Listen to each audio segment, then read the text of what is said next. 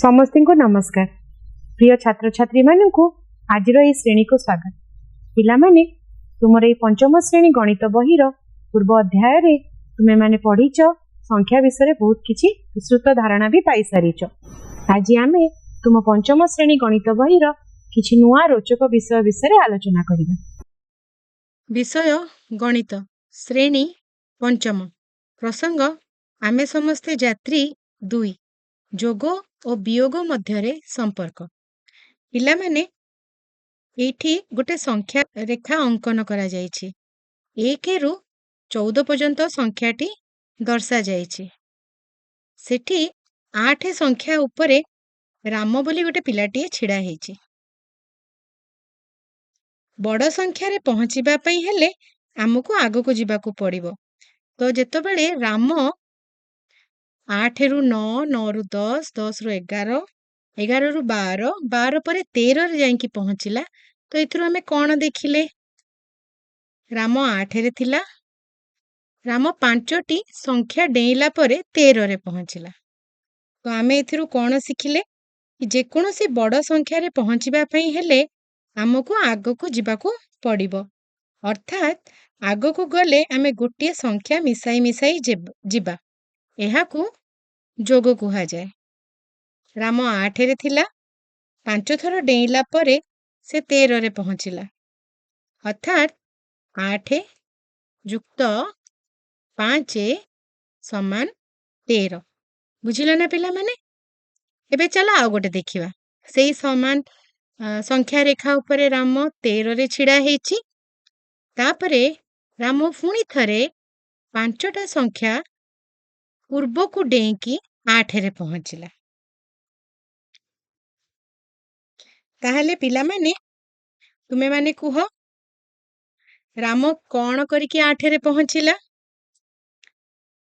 अच्छा, ताले आमे एइथरु कौन सिखिले?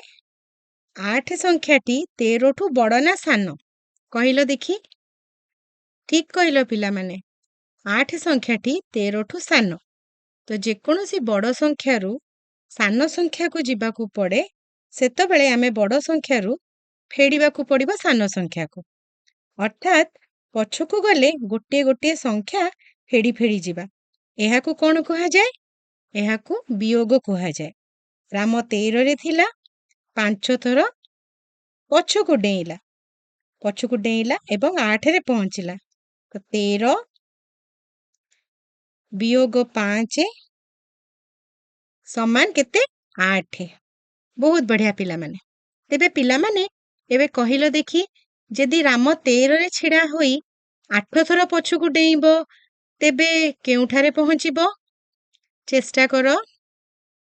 बहुत बढ़िया पिला माने। जदि राम 13 रे छिड़ा होई 8 थर पछकू डेइबो तेबे 5 रे पहुँचिबो। ता माने 13 वियोग 8 समान 5। बुझिला ना पिला माने?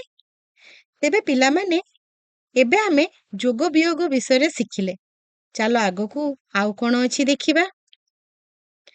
ए चित्रटी देखो। एबे देखो एठी गोटे झियोटे अछि। ता नाटी हेउछि टीना। सी ता बापांको सहित मेला देखिया को बुलिया को जाइछि। टीना तुमरी भलिया पिलाटी। सी पंचम श्रेणी रे पढ़े। थरे टीना ता बापांको सहित मेला बुलिबा को जाइथिला। मेलारू से कौन किनिला कहिलो देखी। मेलारू टीना गोटिए कंढेई किनिला जहार दाम थिला 150 टंका। तापरे से 100 टंका दाम रे एक बही किनिला। अच्छा पिला माने टीना मेलारू कौन कौन आनला कहिलो? ठीक कहिलो पिला माने कंढेई आउ बही। ताहले से मोट केते टंकार जिंस किनिला कहिलो? कंढेई 150 टंका, बही 100 टंका। देखी कहिलो कंढेई और बहीर दाम मिसी केते टंका हैला? कंढेई जदि 150 टंका हुए, बही जदि 100 टंका हुए, ताहले दीटा को मिसेई देले हमें केते पाइबा? बहुत बढ़िया पिला माने शून रे शून मिसेइले शून ଦଶକ ସ୍ଥାନରେ 5 ଆଉ 0 ମିଶେଇଲେ 5, ଆଉ ଶତକ ସ୍ଥାନରେ 1ରେ 1 ମିଶେଇଲେ 2, ତ ଆମେ 250 ପାଇଲେ। ହେଲା, କଣ୍ଢେଇ ଓ ବହିର ଦାମ ମିଶିଲେ 250 ଟଙ୍କା ହେଲା। ଆଚ୍ଛା ପିଲାମାନେ, କହିଲ ଦେଖି, 250 ଟଙ୍କାରୁ କେବଳ ବହି କିଣିଥିଲେ ଆଉ କେତେ ଟଙ୍କା ବଳିଥାନ୍ତା? ମୋଟ 250 ଟଙ୍କା ଟିନା ପାଖରେ ଥିଲା, ବହିର ଦାମ ହେଲା 100 ଟଙ୍କା। ତାହେଲେ କେତେ ଟଙ୍କା ବଳିଥାନ୍ତା ବିୟୋଗ କଲେ? 0ରେ 0 ଗଲେ 0, 5ରୁ 0 ଗଲେ 5, 2ରୁ 1 ଗଲେ 1। ବହୁତ ବଢିଆ ପିଲାମାନେ, 250 ଟଙ୍କାରୁ କେବଳ ବହି କିଣିଥିଲେ ଟିନା ପାଖରେ ଆଉ 150 ଟଙ୍କା ବଳିଥାନ୍ତା। ବୁଝିଲ ନା ପିଲାମାନେ? ବହୁତ ବଢିଆ। ତାହେଲେ ପିଲାମାନେ କହିଲ ଦେଖି, 250 ଟଙ୍କାରୁ ଯଦି ଟିନା କେବଳ କଣ୍ଢେଇ କିଣିଥିଲା ଆଉ ତାହେଲେ କେତେ ଟଙ୍କା ବଳିଥାନ୍ତା? ଯେମିତି ତମେ ବହିରୁ ବାହାର କରିଥିଲ, କେତେ ଟଙ୍କା ଥିଲା ବହିରୁ, ବହି କିଣିଲା ପରେ ଯୋଉ ବାହାର କଲ, ସେମିତି ହିଁ ଏଠି କଣ୍ଢେଇ ଯଦି ସେ କିଣିବ ତାହେଲେ କେତେ ଟଙ୍କା ବଳିବ ସେଇଟା ବାହାର କର ଏବେ। ଠିକ କହିଲ ପିଲାମାନେ, ମୋଟ ଟିନା ପାଖରେ 250 ଟଙ୍କା ଥିଲା, କଣ୍ଢେଇର ଦାମ 150 ଟଙ୍କା, ତାକୁ ସେ ବିୟୋଗ କରିବ, 0ରୁ 0 ଗଲେ ରହିଲା 0, 5ରୁ 5 ଫେଡ଼ିଲେ ରହିବ 0, ଆଉ 2ରୁ 1 ଫେଡ଼ିଲେ ରହିବ 1। ବହୁତ ବଢିଆ ପିଲାମାନେ, ତାହେଲେ 250 ଟଙ୍କାରୁ କେବଳ କଣ୍ଢେଇ କିଣିଥିଲେ 100 ଟଙ୍କା ରହିଥାନ୍ତା। ବୁଝିଲ ନା ପିଲାମାନେ? ଠିକ ଅଛି, ତାହେଲେ ଆମେ ଏଥିରୁ କଣ ଶିଖିଲେ? ଯଦି ଆମେ ଦୁଇଟି ସଂଖ୍ୟାକୁ ଯୋଗ କରିବା, ତେବେ ଯୋଗଫଳ ସଂଖ୍ୟା ଦ୍ୱୟ ଠାରୁ ବଡ଼ ହେବ। ଆଉ କଣ ଶିଖିଲେ? ଶିଖିଲେ କି ଯୋଗଫଳରୁ ପ୍ରଥମ ସଂଖ୍ୟାକୁ ବିୟୋଗ କଲେ ଦ୍ୱିତୀୟ ସଂଖ୍ୟା ମିଳେ। ଆଉ ପୁଣି କଣ ଶିଖିଲେ?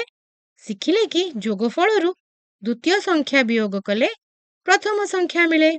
ବୁଝିଲ ନା ପିଲାମାନେ? ବହୁତ ବଢିଆ। ତାହେଲେ ଚାଲ ଆଗକୁ କଣ ଅଛି ଦେଖିବା। ଆଚ୍ଛା ପିଲାମାନେ, ବହିର ମୂଲ୍ୟ ଥିଲା 62 ଟଙ୍କା। ତାକୁ ଯଦି ଆମେ ଖେଳନା ନୋଟ ମାଧ୍ୟମରେ ଦର୍ଶାଇବା, ତାହେଲେ ଆମେ ଦେଖ ଏଠି କଣ କରିବା। ଏକକ ଘରେ 1 ଟଙ୍କିଆ 12ଟି ମୁଦ୍ରା ଏବଂ ଦଶକ ଘରେ 10 ଟଙ୍କିଆ 5 ଖଣ୍ଡ ନୋଟ ଅଛି। ତାହେଲେ ଆମର ମୋଟ 62 ଟଙ୍କା ଅଛି। ମନି ପାଖରେ 15 ଟଙ୍କା ଅଛି। ଏହି 15 ଟଙ୍କାକୁ ଖେଳନା ନୋଟ ମାଧ୍ୟମରେ ଦର୍ଶାଇଲେ ଆମେ କେତେ ଲେଖିବା? ଦେଖ, ଏକକ ଘରେ 1 ଟଙ୍କିଆ 5ଟି ମୁଦ୍ରା ଏବଂ ଦଶକ ଘରେ 10 ଟଙ୍କିଆ 1 ଖଣ୍ଡ ନୋଟ ରହିବ। ଏବେ ତାହେଲେ ବହିଟି କିଣିବା ପାଇଁ କେତେ ଟଙ୍କାର ଆବଶ୍ୟକତା ରହିଛି ଜାଣିବା। ତାହେଲେ 62 ଟଙ୍କାରୁ 15 ଟଙ୍କାକୁ ଫେଡନ କରିବାକୁ ହେବ। ପିଲାମାନେ, ପ୍ରଥମେ ଆମେ ଏକକ ଘରର ସଂଖ୍ୟାକୁ ଫେଡ଼ିବା। ଏକକ ଘରେ ପ୍ରଥମେ 12ଟି ମୁଦ୍ରା ଥିଲା ଏବଂ ଏକକ ଘରେ ତଳେ 5ଟି ମୁଦ୍ରା ଅଛି। ତାହେଲେ 12ରୁ 5କୁ ଫେଡ଼ିଲେ 7ଟି ମୁଦ୍ରା ପାଇବା। ସେମିତି ହିଁ ଦଶକ ଘରର ସଂଖ୍ୟାକୁ ଫେଡ଼ିବା। ପ୍ରଥମ ଦଶକ ଘରେ 5 ଖଣ୍ଡ 10 ଟଙ୍କିଆ ନୋଟ ଅଛି। ଦ୍ୱିତୀୟ ଘରେ 1ଟି 10 ଟଙ୍କିଆ ନୋଟ ଅଛି। 5ଟିରୁ ଗୋଟିଏ 10 ଟଙ୍କା ଫେଡ଼ିଲେ ଆମେ କେତେ ପାଇବା? 4 ଖଣ୍ଡ 10 ଟଙ୍କିଆ ନୋଟ ପାଇବା, ଯାହାର ମୂଲ୍ୟ 40 ଟଙ୍କା। ତାହେଲେ 40 ଟଙ୍କା ସହ 7ଟି 1 ଟଙ୍କିଆ ମୁଦ୍ରା ମିଶିଲେ ହେବ 47 ଟଙ୍କା। ବୁଝିଲ ତ ପିଲାମାନେ? ଦେଖ ପିଲାମାନେ, ଆମେ ଏବେ ସ୍ଥାନୀୟ ମାନ ବ୍ୟବହାର କରି ବିୟୋଗ କରି ଶିଖିବା। ଏଠି ଦେଖ, କ, ଖ, ଗ 3ଟି ପ୍ରଶ୍ନ ଦିଆଯାଇଛି, ଯୋଉଥିରେ ସଂଖ୍ୟାକୁ ଆମେ ବିୟୋଗ କରିବା। ତାହେଲେ ଚାଲ ଦେଖିବା। ଦେଖ, ଏଠି ଦଶକ ଘର ଆଉ ଏକକ ଘର ଲେଖା ଅଛି। ଦେଖ, କରେ କଣ ଲେଖା ହେଇଛି? 23ରୁ ଆମେ ଯଦି 19 ଫେଡ଼ିବା ତାହେଲେ ଆମକୁ କେତେ ମିଳିବ?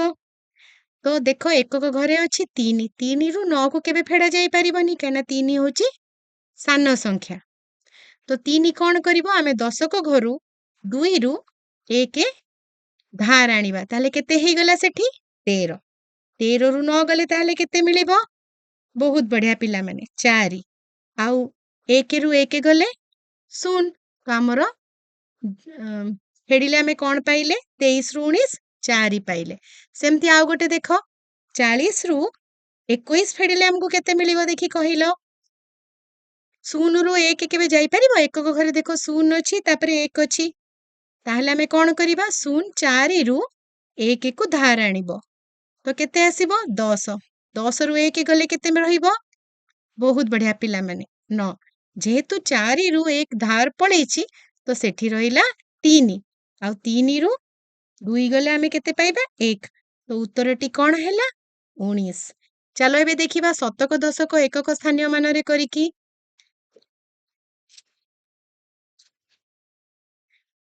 456 ରୁ 218 କୁ ଆମେ ଫେଡ଼ିବା। ଦେଖ 6 ରୁ 8 ଯୋଉ ଏକକ ଘରେ 6 ଆଉ 8 ସଂଖ୍ୟାଟି ଅଛି, 6 ରୁ କ'ଣ କେବେ ଆମେ 8 ଫେଡ଼ି ପାରିବା? 6ଟି ସାନ ସଂଖ୍ୟା। ତ ସେଠି କ'ଣ କରିବା?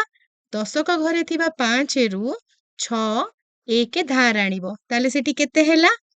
16। 16 ରୁ 8 ଗଲେ ଆମକୁ କେତେ ମିଳିବ? ବହୁତ ବଢିଆ ପିଲାମାନେ, 8।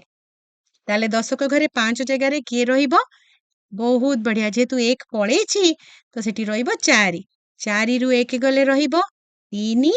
ଆଉ ଶତକ ଘରେ ଯୋଉ ଅଛି ସଂଖ୍ୟା 4 ରୁ 2 ଗଲେ ରହିବ 2। ତାହେଲେ କେତେ ଆମକୁ ଉତ୍ତର ମିଳିଲା? 238। ତାହେଲେ ବୁଝିଲ ନା ପିଲାମାନେ?